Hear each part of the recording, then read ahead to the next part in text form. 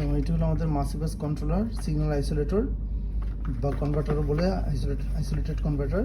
তো এটা হলো আমাদের ইনপুট 420 মিলি এম্পিয়ার এবং আউটপুট একটি আছে যা হলো 0 to 10 ভোল্ট, এবং এটার এই অপশন হলো 24 ভোল্ট ডিসি, পাওয়ার হলো 90 থেকে 265 ভোল্ট এসি। তো আমরা এটাকে এখন ওয়্যারিং করব, তারপর আমরা এই সিগন্যাল প্রসেস ক্যালিব্রেটর দিয়ে 420 মিলি এম্পিয়ার দিয়ে দেখবো আউটপুটে 0 to 10 ভোল্ট আসে কিনা। আর এখানে ওয়্যারিংয়ের ডায়াগ্রামটা দেখতে পারেন। এটা হলো আমাদের পাওয়ার সাপ্লাই হলো 90 ভোল্ট থেকে 90 volt AC to 265 volt AC আমরা পাওয়ার দিতে পারবো। আমরা অলরেডি পাওয়ার দিয়েছি। তো আপনারা এখন দেখতে পাচ্ছেন আমাদের মাসিভাসের সিগন্যাল আইসোলেটরটিকে আমরা এখন একটি প্রসেস ক্যালিব্রেটর এবং একটি মাল্টিমিটারের সাথে কানেক্ট করেছি।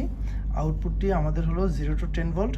তো আমরা এই জন্য এটাকে ডিসি ভোল্টেজে দিয়ে রেখেছি। আমরা ভোল্টেজ মেজার করব। বর্তমানে দেখা যাচ্ছে -2.499 ভোল্ট ডিসি, এবং এখানে হলো আমাদের সিগন্যাল আইসোলেটর আমাদের দেওয়া আছে মিলি এম্পিয়ারে। তো আমরা এখন এখান থেকে মিলি এম্পিয়ার ইনক্রিজ করব। তো আমরা প্রথমে 25% ইনক্রিজ করব, মানে 4 দিলাম। 4 দেওয়ার সাথে সাথে এখানে 0 দেখাচ্ছে, মানে হলো 4 মিলি এম্পিয়ারে আমাদেরকে 0 দেখাতে হবে, এটা 0 দেখাচ্ছে।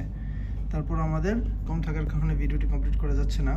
আমরা আবার পাওয়ার অন করলাম, অন করে এটাকে সোর্সে নিলাম। সোর্সে নিয়ে 100 দেওয়ার সাথে সাথে যে 20 মিলি এম্পিয়ার দেখাচ্ছে, আর এখানে সাথে সাথে 10 দেখাচ্ছে, আবার পাওয়ার চলে গেছে। তো আপনারা দেখতে পারলেন এইভাবে আমরা আমাদের সিগন্যাল আইসোলেটরের 0 to 10 ভোল্ট দিয়ে, মানে 420 মিলি এম্পিয়ার দিয়ে 0 to 10 ভোল্ট পাচ্ছি সেটা চেক করে নিলাম।